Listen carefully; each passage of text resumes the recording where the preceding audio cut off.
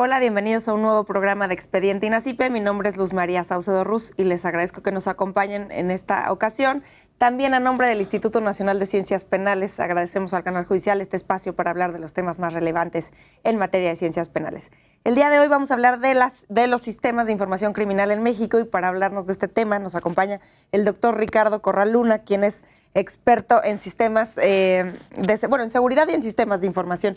Bienvenido, doctor Corral, muchas gracias por venir al programa. Muchas gracias por la invitación. Doctor, platíquenos un poquito, antes de hablar de los sistemas como tal, de quién genera o cuál es la información criminal con la que contamos. La información pública viene básicamente de dos fuentes. La primera son los registros que las propias autoridades que participan en materia de seguridad, en las tareas de seguridad y de procuración de justicia generan. Por ejemplo, las procuradurías o fiscalías, hoy fiscalías generales, generan la información que es la más relevante, la que se consulta, la que se publica mensualmente y que nos permite mantener, digamos, como sociedad en general, el rastro, digamos, darle seguimiento y monitorear la evolución del fenómeno criminal, digámoslo así, en sus estadísticas más básicas. Por supuesto, también las secretarías de seguridad y sus equivalentes generan información. Alguna de esta información agregada de estadísticas se publica. Y ¿qué tipo de información es la que generan las secretarías? Las secretarías generan sobre todo información que está o que se deriva de la participación de los cuerpos policiales. Hay varias fuentes, hay varios sistemas, a los que no me referiré aquí de manera exhaustiva, pero podemos distinguir básicamente dos. Los que vienen de los partes, reportes o informes policiales, que esta es información sobre todo que tiene un nivel táctico, es decir, que tiene el propósito de identificar y de registrar hechos que están relacionados o que pueden estar relacionados con hechos delictivos, y otros que tienen que ver con los sistemas de emergencia, en los que participan mayoritariamente los cuerpos de seguridad. El 911 es un sistema hoy que genera información y alguna de esta información está disponible. Ahora, es importante decirlo y quizá vale la pena acotar en este punto que la información pues tiene distintos usos. Los sistemas de información se integran a partir de los usos, es decir, del usuario de la información, y que alguna de esta información es pública y otra no. Me faltaba, regresando al punto inicial, la otra información que es la que genera pues nuestra Agencia Nacional de Estadística, ¿no? Es decir, el Instituto Nacional de Estadística y Geografía, que tiene, pues hoy es un órgano constitucional autónomo ya desde hace algunos años y que tiene la responsabilidad, no solamente en materia de seguridad, de generar información, y que genera información principalmente a partir de instrumentos de encuesta o instrumentos censales, ¿no? Información que tiene otras características y que tiene casi toda la vocación de ser pública, ¿no? De que la información en todas sus dimensiones y sus componentes se integren para el consumo de cualquier ciudadano, a diferencia de los otros registros que se generan para fines estadísticos algunos datos públicos, y que hay un gran componente de datos que tienen más la vocación de servir para la operación y la táctica de las corporaciones en materia de seguridad. Y existe también como la famosísima cifra negra, ¿no? O sea, no estamos hablando de que está toda la información criminal en estos registros, sino también está la cifra negra. En alguna ocasión escuché a gente de la Organización de Alto al Secuestro decir, no, esas son tus cifras, pero yo llené de reportes de periódico, de gente que denunciaba en medios de comunicación secuestros. Y entonces ellos tenían su propia cifra, porque decían que era mucho mayor la cifra negra, la cifra que no se conocía, que no se denunciaba, que los datos que tenían, por ejemplo, el Sistema Nacional de Seguridad Pública. Claro. Bueno, ahí valdría la pena comentar primero que en contexto, pues la cifra negra siempre es una cifra grande. Es decir, el hecho de que una mayor parte de delitos no se denuncien, sobre todo cierto tipo de delitos, porque la cifra negra varía de un delito a otro, ¿no? Hay ciertos delitos en donde se denuncia mucho más. Cuando tienes casos, por ejemplo, de homicidio, robo de vehículo, y en algunos otros casos, menos, ¿no? Por ejemplo, pues la extorsión, por distintas razones relacionadas con el propio hecho criminal, ¿no? Decíamos. Claro. Ahora, en materia de secuestro hubo avances en materia de información específicamente importantes en los últimos 4 años. Pero bueno, si quieres me refiero a eso un poquito después. La ventaja que tienen los distintos instrumentos es que son complementarios. La cifra negra es un problema mundial. En México, de acuerdo con las estimaciones del INEGI, la cifra es muy alta, supera el 95% y en algunos casos puede ser más. Entonces quiere decir... Lo cual es sumamente preocupante para los niveles que hay públicos o registrados. Sí, sin duda alguna, que tiene ya, y por eso la información es necesaria e indispensable, ¿no? No es un problema de la información, es un problema de la manera en que se atienden los delitos y de la robustez y de las capacidades de las propias instituciones de seguridad y de procuración de justicia y también de impartición de justicia, ¿no? Es decir, la perspectiva de castigo, si será, qué tan impune o cuál es la probabilidad de que un hecho quede impune, cuál es el resultado de una denuncia, etcétera. Ahora, hay toda una discusión respecto de cómo se calcula esa cifra negra y de cuáles son los parámetros aceptables, digámoslo así, ¿no? En sociedades donde tienen una cultura más alta de denuncia, tienen una cifra negra menor, pero aún así, pues, usualmente superior al 50%. Ahora, en realidad, en el caso de México, la cifra es alarmante porque es de un monto muy grande, es decir, en proporciones muy grande, pero también es debatible la forma en cómo se construye y si existen, creo yo, áreas de oportunidad y mejoras que se pueden realizar. Ahora, yo creo que al final los sistemas de información no deben vivir solos, es decir, no son registros que deban existir y que deban solo interpretarse de manera aislada. Tomo el dato del sistema nacional, ese es el dato. Bueno, ese es un dato. Tomo el dato del INEGI, ese es el dato, ese es un dato. ¿Por qué razón? Porque el hecho criminal, sus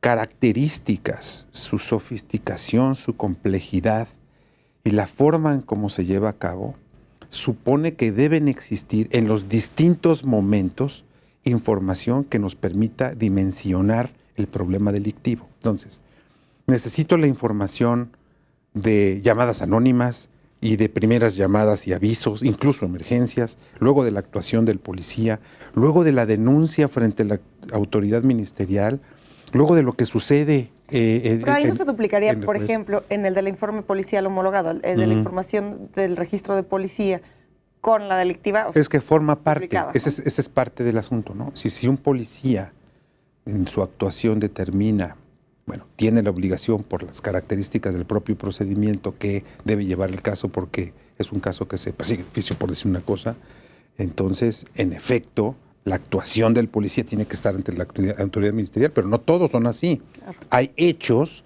que pueden o no ser constitutivos de delito, que se registran en la información, que pueden ser contados como delitos cuando todavía no están confirmados. Que ese es un asunto importante, ¿no?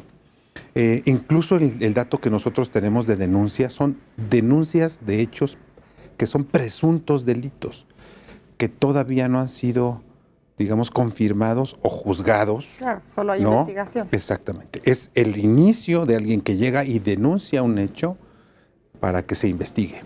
Ahora, el problema en realidad está en la denuncia y la cifra negra sin duda está en la falta de denuncia y en los pocos incentivos que distintas organizaciones y en el propio gobierno se ha señalado de manera recurrente. Existen incentivos para que la gente no denuncie y en particular en algunos delitos estos son preocupantes, ¿no? Entonces, sin duda es un reto, es una de las principales áreas de oportunidad, pero creo que hay varias cosas que tendríamos que estar haciendo. Una de ellas, lo que decía, y esto para mí es muy importante, no es un solo dato y un solo registro el que puede vivir solo. Si queremos entender el fenómeno delictivo, tenemos que tomar sistemas de información, entender que son complementarios y construirlo. En efecto, puede haber duplicidades, pero justo es parte. Es decir, en lugar de que la duplicidad en este caso sea un problema, te permite hacer un medio de contraste. ¿Cuántos se registraron en un sistema? ¿Cuántos llegaron al otro? Y entonces, ¿cuántos se perdieron en el camino, digámoslo claro. así? ¿No? Y, por ejemplo, las instituciones, hablábamos de quiénes son los que generan la información, pero ¿quiénes son las instituciones pues responsables de recopilarla, de guardarla y de hacerla pública en el caso de las que son públicas? Y saber si estas instituciones trabajan, como lo decía usted, idealmente entre sí, complementariamente. Uh-huh. Pues yo creo que la coordinación y el trabajo en conjunto es importante. Los registros tienen cada uno una dinámica distinta a partir de su propia construcción, y su construcción obedece a su propio objetivo. Entonces, como decía, los registros de policía tienen un propósito específico, los de los ministerios públicos, es decir, los de las fiscalías tienen sus propios propósitos, su construcción, su arquitectura, sus sistemas obedecen a ese propósito. Lo ideal es que estemos coordinados. Y para esto está el sistema nacional, es decir, en estricto sentido, el sistema nacional y el hecho de que esté anclado en una ley general tiene como propósito que no solo a nivel federal, sino a nivel nacional haya una conjunción de datos que se puedan convertir en información útil para la toma de decisiones en materia de seguridad y procuración de justicia. Y aquí entra el Centro Nacional de Información, el que usted fue tutelar, el Centro Nacional, ¿no? El Centro Nacional de Información, sí, en efecto, es el ente, es la instancia técnica del Sistema Nacional responsable de coordinar las bases de datos nacionales, lo que también ya supone que existen múltiples bases de datos. Por ejemplo, pensemos en una secretaría en un estado, pues puede tener 50, 60 bases de datos distintas, pero comparten como información para las bases nacionales solamente 8 grandes bases de datos nacionales. Allá hay reglamentación, etc. ¿De cuáles son? ¿Y cuál es la diferencia entre una base de datos y un sistema de información? Pues el base de datos es, digamos, la base de datos la podemos entender mejor, me parece, o más sencillo, como un repositorio de registros. Es decir, tú puedes, a partir, por ejemplo, en tu programa, ¿no? ¿Cuántos programas se tuvieron? ¿Quién asistió? Y formas un registro de cada programa y eso lo vas juntando en lo que después de varios registros se convierte en una base de datos. Pero los datos así registrados son susceptibles de convertirse en información, pero no son información en sí mismos. Quiero decir, la información es aquella que se convierte y se analiza o es susceptible de analizarse para tomar decisiones o para formar un criterio, para evaluar, por ejemplo, ¿no? Entonces, la idea y de un sistema de información, la diferencia entre la base de datos y el sistema es, la base es el repositorio, el sistema es la herramienta y el conjunto de lineamientos y criterios que te permiten administrar esa base, el suministro de la información y luego el procesamiento y la utilización de la información, ¿no? Este es procesamiento, administrar la base de datos, que no es lo mismo que interpretar. En realidad, no, digo, en estricto sentido los puedes separar. Están de la mano y en la práctica se llevan pues, casi de manera simultánea. Pero no, uno de los grandes retos y otra de las grandes áreas de oportunidad que tenemos en México es el aprovechamiento de nuestra información. Es decir, invertimos en el registro de datos, generamos bancos de datos. Los sistemas de información, algunos son más evolucionados que otros, no todos tienen el mismo grado de madurez, digámoslo así, pero la utilización es quizá uno de las áreas todavía pendientes, ¿no? Mucho se ha invertido, me refiero a esfuerzo administrativo y tiempo, también recursos, pero sobre todo esfuerzo en la profesionalización de quienes usan la información. La interpretación está en quien recibe la información y entiende qué hacer con ella. Tiene metodologías, tiene criterios y objetivos específicos que le permiten tomar esa información y, digamos, establecer relaciones y hacer sentido respecto de un propósito. Entonces, un mismo repositorio de información puede servir para múltiples usos, para múltiples objetivos con distintas metodologías. La base es el registro y lo ideal es que el registro sea ordenado, sistemático, consistente. El sistema es el que te permite administrar todos quienes participan con criterios, lineamientos específicos para garantizar que sea consistente, etc. Pero la interpretación puede o no formar parte del sistema. El sistema está obligado a dar insumos, a dar resultados, pero la interpretación, el análisis, la utilización, o sea, su aprovechamiento está en quienes reciben y toman las decisiones. Para eso se han fortalecido. En el Sistema Nacional se implementó, por ejemplo, una política de fortalecimiento de las áreas de análisis y estadística en fiscalías y secretarías. Quien recaba la información, no solamente quien la va a interpretar, sino es la profesionalización de quien captura la información, porque se oyeron, hubo un debate de que en las entidades federativas se registraban distintos los delitos de los que eran, ¿no? Así, en vez de, no sé, extorsión, secuestro y todo esto, que se pueden confundir. Pero, doctor, voy a dejar esta pregunta abierta porque tenemos que hacer una pausa. Claro que sí. Al auditorio, por favor, continúen con nosotros. Estamos en Expediente INACIPE.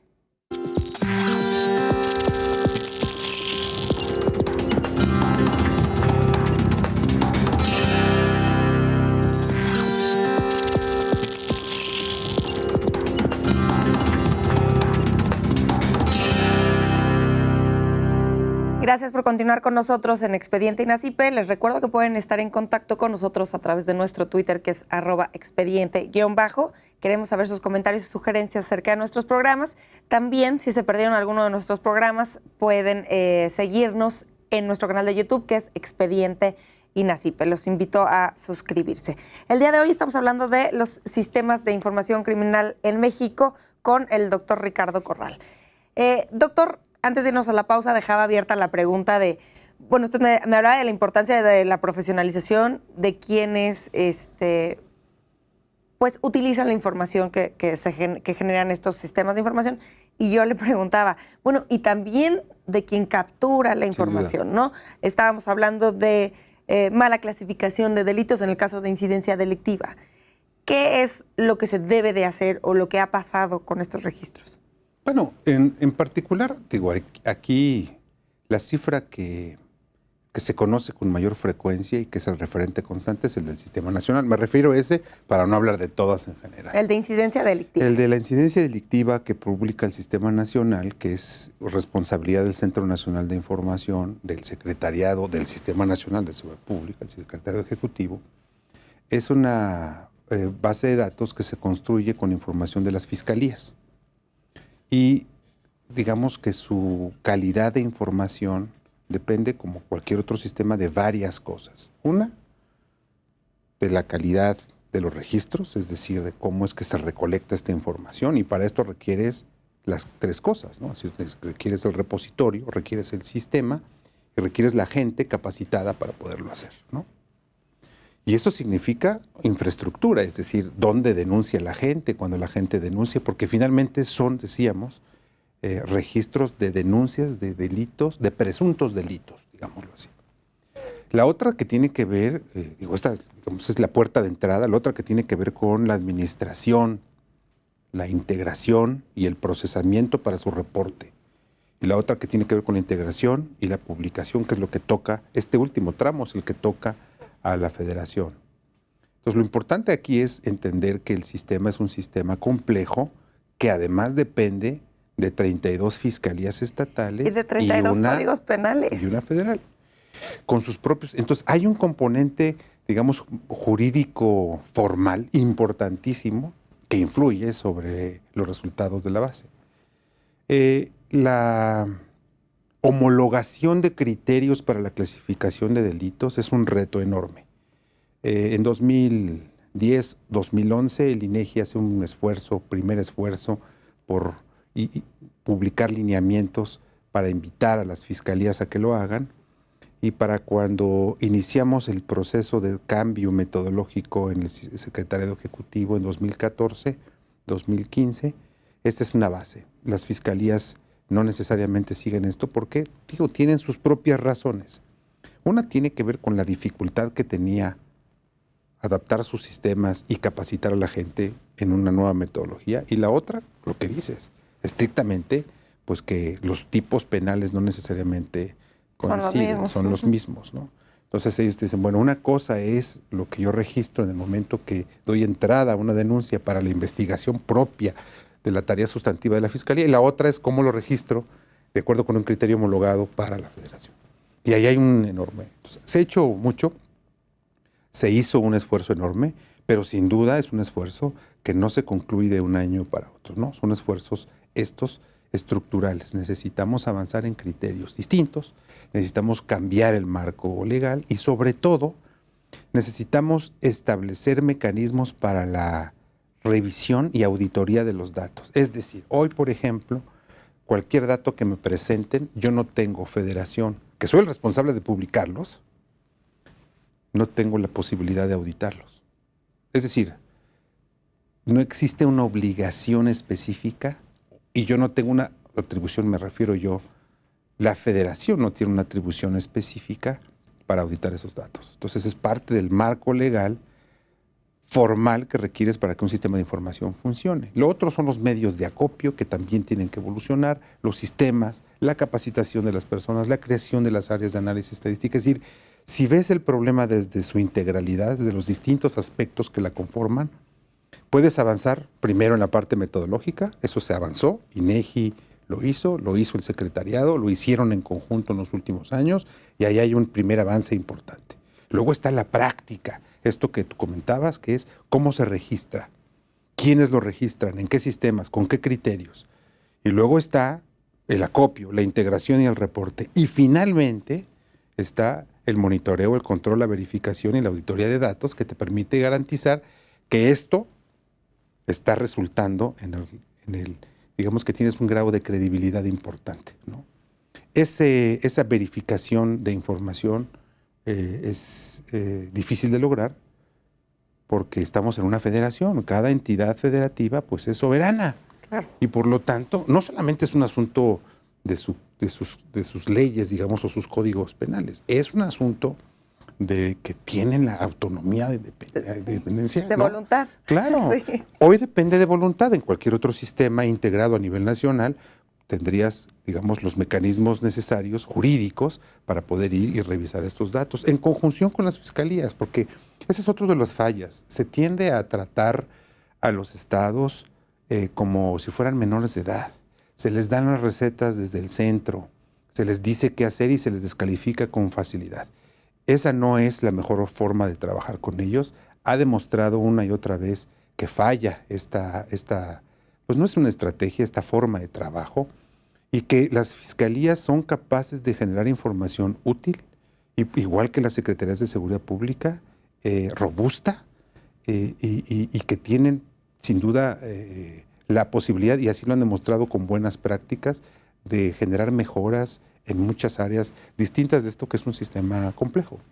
Lo que creo que también es uno de los elementos que ayudan muchísimo a un sistema como el nuestro, que es de 32 entidades más una federación, es aprender de las buenas prácticas y es socializar los instrumentos para que todos se apropien de esos instrumentos. Es decir, no se trata de llegar y decirles, aquí está el instrumento, aquí está el sistema, ponte a capturar, lo que usualmente genera mucha mayor resistencia, sino al contrario, decirle, bueno, vamos a hacerlo, cómo se genera mejor el registro, cómo se construye, cuáles son los criterios. Así se hizo la revisión metodológica que aprueba el Consejo Nacional de Seguridad Pública y que afortunadamente la mayoría de los estados está implementando. Ahora, ¿existe aún ahí la posibilidad de que no se registren correctamente los delitos? Sin duda alguna. Esa posibilidad puede ser accidental o puede no serlo. Okay. Y no tenemos la forma sistemática de asegurar que es una u otra. Tenemos mecanismos para contrastar información y a partir de los contrastes de desviaciones podemos encontrar algunos datos que se constituyen en indicios de un mal registro. Pero no tenemos forma como país, me refiero, claro, de ir, ¿no? De ir porque cada uno de los registros que se genera de manera autónoma sigue siendo legal, jurídica, constitucionalmente autónomo, ¿no? Y esa es una de las áreas. Se ha avanzado muchísimo en materia de sistemas, se capacitaron a más de 9,000 operadores de estos sistemas a nivel nacional y aún así, sin duda alguna, tenemos que verificar que la información sea lo suficientemente robusta y contundente. Y en este caso estamos hablando específicamente del de incidencia delictiva, del sistema de información que se encuentra dentro del Secretariado Ejecutivo del Sistema Nacional. podemos dar algunos nombres de otros sistemas. O sea, Claro. ¿cuál es la información o los sistemas que tiene el INEGI y cuál es la información o los sistemas que tiene también la Secretaría de Seguridad Pública ahora? El INEGI tiene básicamente dos formas, mecanismos. El primero es el que se genera a partir de encuestas de victimización, por ejemplo. como Envipe, la famosísima Envipe. Y no solamente de Envipe, ¿no? También está de negocios. Es decir, lo que hacen es ir y preguntar a las personas o a las empresas sobre hechos delictivos, su experiencia, si denunciaron o no, etcétera. Pero esa es encuesta, es decir, esto es importante porque el instrumento metodológico es determinante del resultado. Yo voy y les pregunto con ciertas características y patrones, con ciertos guiones y criterios, por supuesto, para tratar de acercarme lo más que se pueda a la verdad. Pero es una encuesta. Sí, claro. Y luego recientemente, han trabajado, digamos, recientemente me refiero a los últimos años, par de años, están trabajando para construir registros administrativos. O sea, que ya hay algunos datos, sin duda. Que significa que ya no van y le preguntan, digamos, a la población abierta, a los negocios abiertos a través de sus muestreos estadísticos, etcétera, sino que van a las instituciones y les preguntan a las instituciones de Procuración de Justicia y de Seguridad Pública, y a eso ellos le llaman registros administrativos. Que se acercaría mucho más a las Que cifras. se acercaría mucho más, y que de hecho se acerca. Por ahí tenemos datos que se comportan de manera muy semejante. Estos datos tienen ventaja, por ejemplo, estos que genera el INEGI tienen la ventaja o la robustez que les da pues, el hecho de que son producidas por una agencia profesional en el tema. Digamos, estos temas de capacitación, de profesionalización, ellos los han trabajado y los han ido resolviendo satisfactoriamente, se apegan a estándares internacionales. Sin embargo, es información que se genera anualmente. Eso es justo, ¿no? mi tema. Y en algunos casos bianualmente. El tema de la periodicidad. O sea, existen, se conocen que las cifras de incidencia delictiva, como usted nos mencionaba, se publican mensualmente.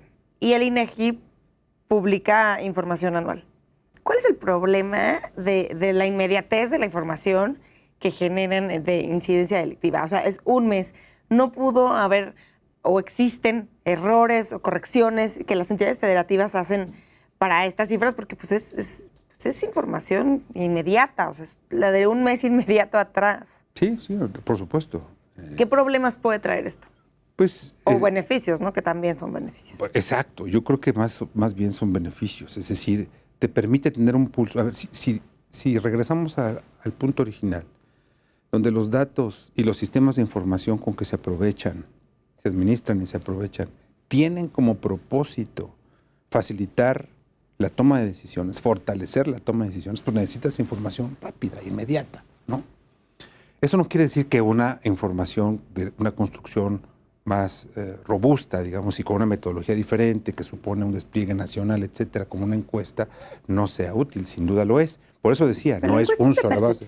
¿No? Es una percepción de seguridad. Pues es que al final yo te pregunto, hay ciertos criterios y ahí hay todo un debate, ¿no?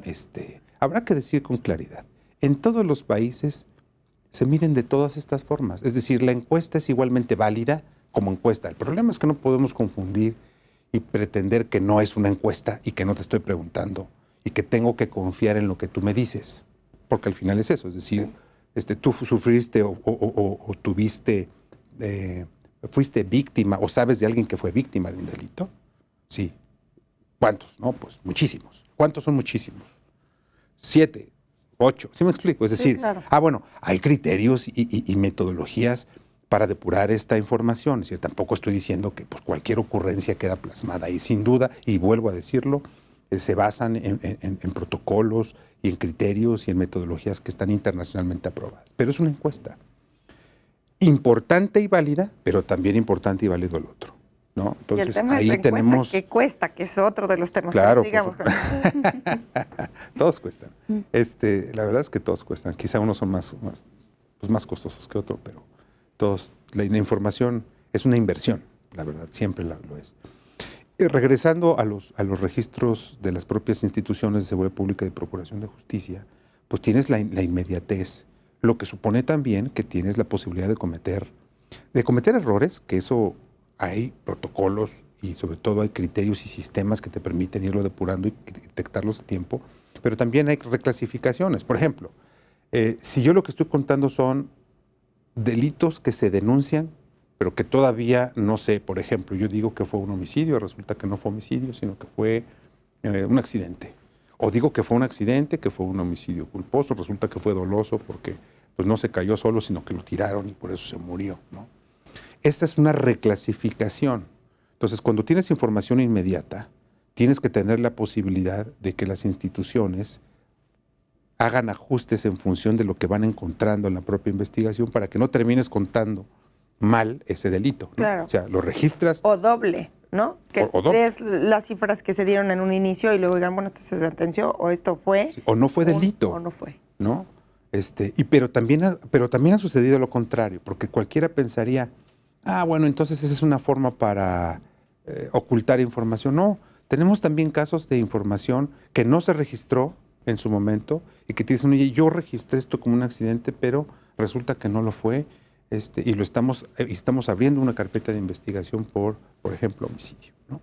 Y se incluye que no se había incluido. O sea, ha sucedido de las dos formas. Lo que significa que pues, la inmediatez de la información tiene el enorme beneficio de que te permite tomar decisiones y alimentar, digamos, procesos de toma de decisiones cotidianamente, pero también tiene la desventaja de que requiere una mayor flexibilidad, digámoslo así, y que tú tienes que permitir y sobre todo normar procesos de ajuste para que sean ordenados y no se convierta en un caos y entonces cualquier dato que te den mañana te lo cambien en cualquier proporción y tú no tengas forma de identificarlo, ¿no? Existen como dos principales críticas que se hacen en cuanto a la información que se da. Una es la calidad de la información, que es un poco de lo que hemos oído o estado hablando estos dos en este bloque y en el anterior. Y otro es la vinculación de la estadística con la política, que esto puede ser un poco en el último de los pasos que usted nos hablaba, ¿no? En el de la interpretación y toma de decisiones de la información que te dan los sistemas. ¿Cómo seguir siendo objetivos? Porque decía, bueno, pues las fiscalías también están muy atentas a reportar lo correcto o hacer modificaciones, correcciones, ¿no? Esto en cuanto a la calidad de información. ¿Por qué? Pues porque esto se convierte en información de tinte y de contenido político. O sea, es para descalificar ciertos gobiernos, colores, lo que sea, ¿no? Entonces, ¿cómo hacer para que la información dentro del Estado no se torne con tintes políticos? La información es para la toma de decisiones y la toma de decisiones política siempre será política. Son políticas públicas, de hecho. ¿Qué tenemos que hacer? Tenemos que, uno, producir fuentes de información alternas para que no sea una sola fuente el origen y el único termómetro, sobre todo en problemas como el de la información criminal, que tiene, como decía, distintas aristas y distintos momentos, ¿no? Entonces, hay que registrarlo en todos sus momentos, incluso hasta la sanción última, digamos, ¿no?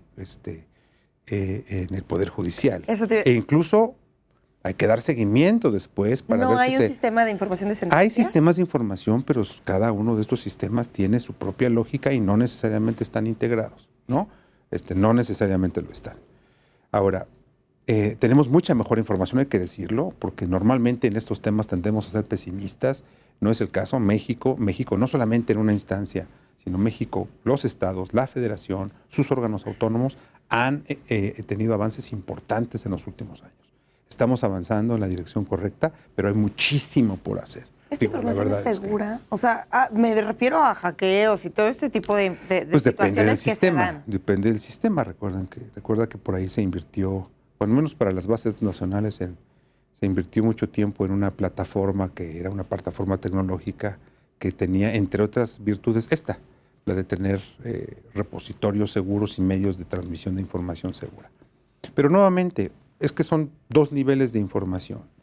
La información estadística, esta que es pública, esta que tenemos todos para evaluar la política, y esta otra que es información específica, táctica, con ingredientes mucho más extensa, que tiene otras características. Esta pues es muy importante que sea absolutamente segura porque es la que nos permite documentar casos, hacer investigaciones, seguir pistas o hipótesis sobre la comisión o los posibles culpables, etcétera, su paradero, los flujos financieros asociados, etcétera. Entonces, esta es la que la otra es más pública, es menos sensible. Es decir, en el caso, por ejemplo, de los sistemas de incidencia, pues la base de datos se publica completa.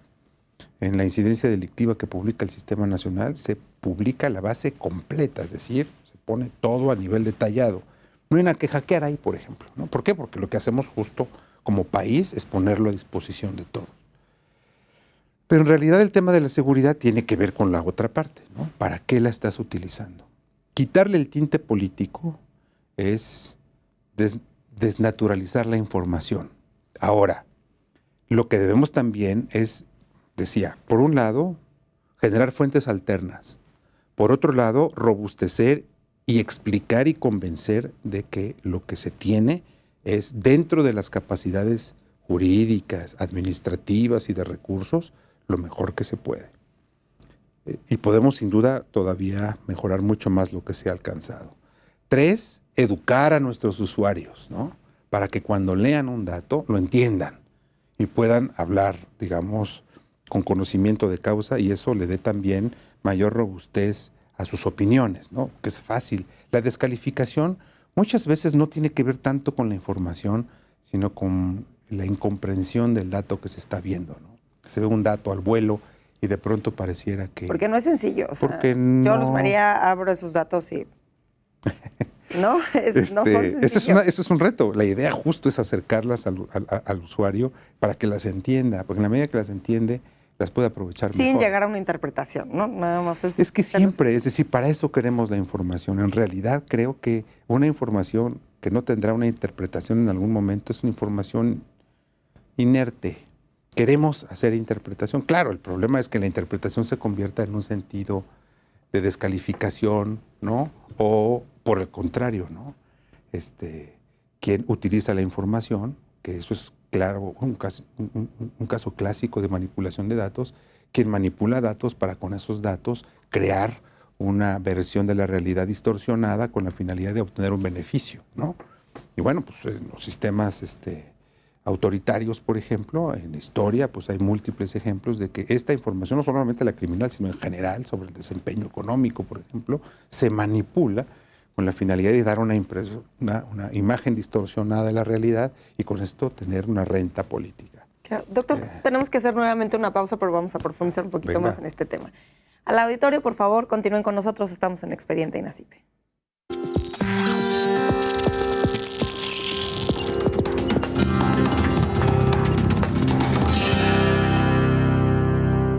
Gracias por continuar con nosotros en Expediente INACIPE. Les recuerdo nuevamente que pueden estar en contacto con nosotros a través de nuestro Twitter, que es @expediente_. También, si se perdieron alguno de nuestros programas, pueden consultarlo en nuestro canal de YouTube, que es Expediente INACIPE. Los invito a suscribirse. El día de hoy estamos hablando de los sistemas de información criminal en México. Doctor Corral, antes de irnos a la pausa estábamos hablando de cuáles son los registros que existen. Profundizamos en el del Sistema Nacional de Seguridad Pública. Y estábamos hablando de los del INEGI, pero nos faltan un par más. Sí. Los que generan, por ejemplo, la Secretaría son muy importantes, las Secretarías de Seguridad Pública. En particular, hay una base de datos que un enorme potencial, que es la que se relaciona con un instrumento de actuación policial, que es el informe policial homologado. Esta es la evolución de 2 instrumentos distintos. Uno, que fue en los partes policiales o sus equivalentes, que era la necesidad de que un policía registre lo que en su actuación cotidiana encuentra y en particular cuando se enfrenta a un posible delito y entonces lo que tiene que hacer. Y lo otro, digamos, el segundo instrumento que hoy se amalgama en este famoso IPH o informe policial es un instrumento de actuación como parte o el primer eslabón del nuevo sistema de justicia penal, ¿no? O bueno, ya nuevo no, el sistema de justicia penal acusatorio. ¿Qué tiene? Pues es un instrumento importantísimo porque ahí se registran todos los datos relacionados con el posible hecho delictivo, cuando estamos frente a un hecho delictivo, pero cuando no estamos frente a un hecho delictivo, otros datos relacionados, por ejemplo, con rencillas, con problemas que le permiten a la base de datos registrar lo que pueden ser precursores o facilitadores de hechos criminales más adelante. Y que por lo tanto van orientados hacia la prevención y la toma de decisiones justo de la policía preventiva, es decir, una mejor capacidad de actuación y en un momento dado incluso también de reacción. Otra base, ese es el informe policial. El informe policial, hay que decirlo con claridad, es una base de datos que hoy está todavía en fase de consolidación. Hay mucho por hacer en la materia. Como resultado del cambio del sistema de justicia penal anterior al sistema de justicia penal acusatorio, todavía requerimos que los policías se apropien y estén capacitados en el uso de este instrumento. Se han invertido esfuerzos administrativos, tiempo, muchísimo tiempo y trabajo en mejorar el instrumento, en reducir su extensión. La primera versión del sistema penal acusatorio fue una versión gigantesca, se redujo su tamaño en un 57%. Aún así, es un instrumento que por los requerimientos del sistema de justicia pues tiene más información que lo que sería un parte policial, que puede ser un instrumento de unos cuantos reactivos y más descripción de hechos. Aquí no, aquí ya tiene que ver con el resto de las posibles actuaciones desde la cadena de custodia, el resguardo del área, etcétera. También lo que hace que haya más contenido para bases de datos. Sin duda, pero siempre hay un trade-off, digamos, ¿no? Hay un intercambio. Tú ganas extensión y profundidad en la información, pero ese es el instrumento más difícil para quien lo va a aplicar. Entonces, la pregunta es, para nuestros policías, ¿cuál es el instrumento en donde podemos encontrar un equilibrio entre el máximo de beneficio posible versus el esfuerzo administrativo y la capacidad para llenarlo?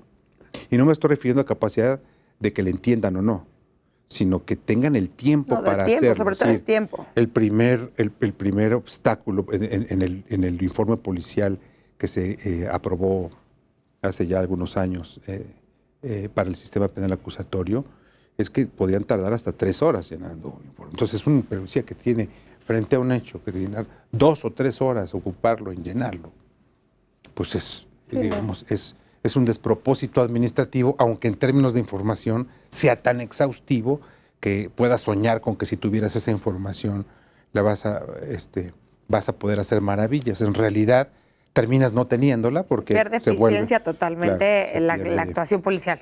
Y el instrumento pierde eficacia también como un instrumento de información porque simplemente se deja de llenar, se llena parcialmente o se llena mal. Ahí todavía hay mucho por hacer, ha habido ya esta simplificación, todavía las corporaciones en el país tienen que apropiarse de este instrumento para consolidarlo. Otra base de datos muy importante es la del 911.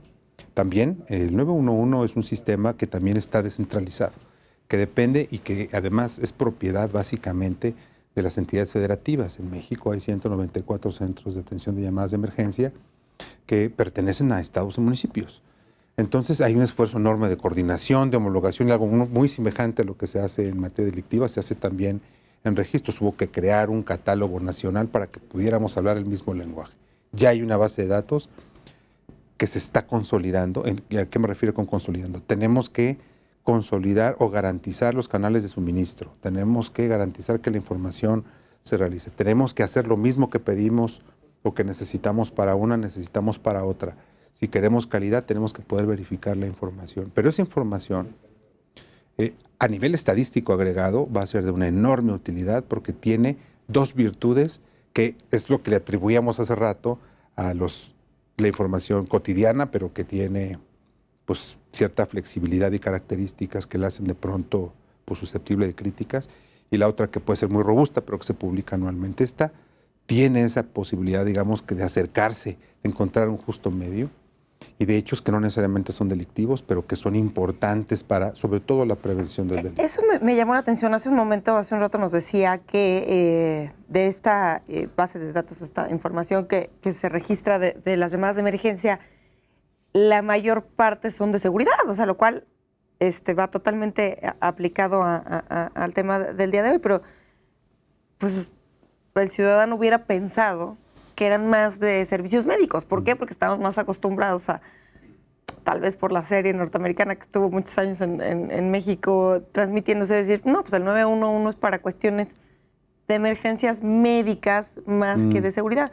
Y en realidad no. ¿No? O sea, sí aporta un gran volumen de información. Las 2/3 partes de los incidentes reales de emergencias que se reciben en el país son de seguridad. O sea, casi 2 de cada 3 son relacionados con temas de seguridad. Lo cual nos habla de Así que el es. problema en nuestro país es el tema de la seguridad. Y de que es un instrumento útil para captar información, porque muchos de estos temas de seguridad no son delictivos. Esto es muy importante. El hecho de que sean temas de seguridad no quiere decir que sean temas delictivos. Por ejemplo, gente sospechosa, vehículo sospechoso, o sea, gente que habla para reportar cuestiones que tienen que ver con seguridad, pero que no necesariamente están haciendo una denuncia. Es un tema de prevención también podría ser. Sin duda, sin duda. Puede ser una herramienta para políticas públicas de prevención del delito. Sin duda. Platíquenos un poquito de todos estos sistemas de información criminal que hemos hablado. ¿Cómo se ha traducido en México a lo largo de los años en políticas públicas? Bueno, a ver, podríamos poner un ejemplo muy concreto o podríamos hablar de políticas grandotas. Por ejemplo, el ejemplo concreto y más visible, me parece, es el caso de antisecuestro. La información delictiva a partir de la aprobación de la nueva ley que establece la tipificación del delito, si bien es cierto, representa un reto enorme y que hay múltiples áreas de oportunidad para que se mejore el registro del delito, sin duda, no sé si ustedes recuerden allá por el año 2013, 2014, hubo una subida importante de secuestro. Los propios datos, la base de datos de los sistemas de información permitieron el diseño de una política pública y consolidaron cierta toma de decisiones. En particular, se crea la Comisión Nacional Antisecuestro. Con la creación de la Comisión Nacional Antisecuestro, se focalizan esfuerzos y se tienen estos esfuerzos contraparte en materia de sistemas de información. En materia de secuestro fue el primer delito que a nivel nacional integramos a nivel de microdato. ¿Qué significa eso? Significa que mientras que para el resto de los delitos estábamos integrando información agregada estadística, en este caso se integra en caso por caso con la finalidad de robustecer la información táctico-operativa que la propia comisión tiene. La comisión además formó equipos, digamos, multiinstitucionales en donde distintas instituciones, la Policía Federal, las Fuerzas Armadas, compartían o comparten información. Supongo que es algo que se sigue realizando. Entonces, la política antisecuestro, los buenos resultados que se tuvieron en buena medida estuvieron fincados, sin duda, en una parte de capacidades y de estandarización y homologación, pero también en estandarización y homologación de información. Generar información, compartir microdatos, integrar criterios y detonar protocolos de actuación para cada uno de los casos, ¿no? Yo creo que ese es uno de los casos de éxito en políticas que basados en información han tenido mejores resultados y que espero pues, que se continúe y que se profundice, porque como en todas las áreas hay cosas por mejorar, pero es un buen ejemplo. Ahora, en materia, por ejemplo, de prevención, pues en materia de prevención hace 6 años, 7 años, no se tenía, por ejemplo, información delictiva por sexo, me refiero por género, no se tenía por edad. Es decir, el grado de agregación de la información era muy incipiente y por lo tanto el diseño de la política era demasiado general, era demasiado amplio. Esto impedía, digamos, de contar con información puntual para poder focalizar esfuerzos y se hicieron esfuerzos de focalización incluyendo otras variables. Hoy, a pesar de los esfuerzos, no hemos logrado tener todavía una información lo desagregada que quisiéramos, pero sin duda hoy ya se tiene información por género, se tiene información para delitos que antes no se tenía, como es el caso de feminicidio, que es un tema muy relevante y que está en la agenda de debate cotidiana el día de hoy, y también se tiene por grupos de edad, lo que significa, y me estoy refiriendo a la información cotidiana, esta mensual.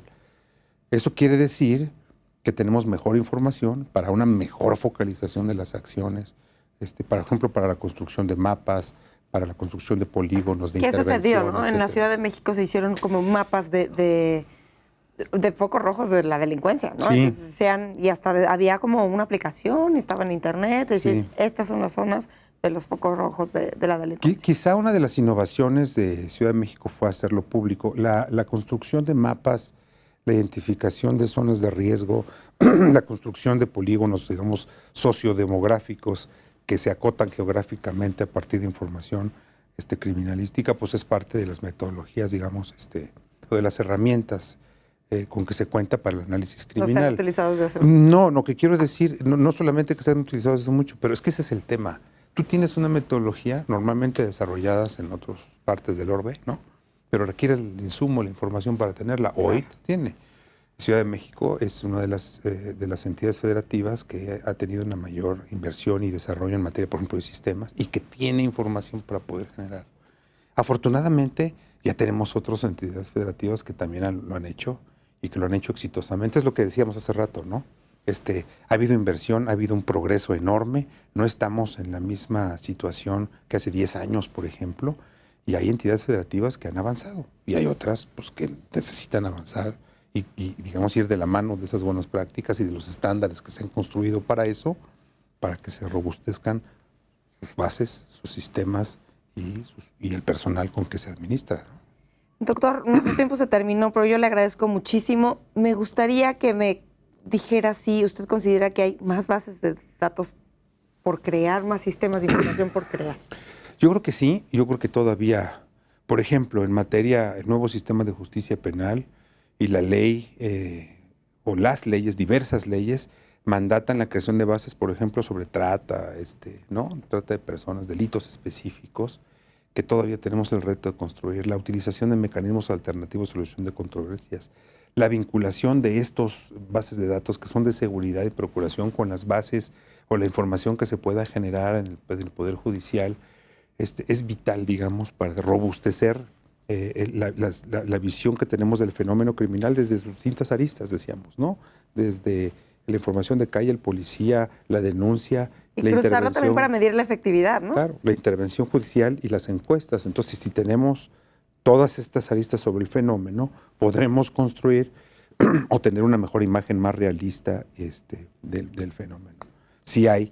Ahora, creo que no está tanto el reto en más bases de datos, que es sin duda importante, sino también en consolidación de las que necesitamos por obligación, como es el caso del informe policial, por ejemplo, que es una base de datos indispensable, consolidar para tener mejor información. Pues, doctor Corral, le agradezco muchísimo su tiempo por venirnos a platicar y explicarnos cómo funciona, qué es lo que falta y qué es lo que está funcionando bien en cuanto a sistemas de información. Muchas gracias por la invitación. Muchas gracias. Al auditorio también les agradezco que nos hayan acompañado el día de hoy y los invito a que nos acompañen la próxima semana en un nuevo programa de Expediente Nacipe.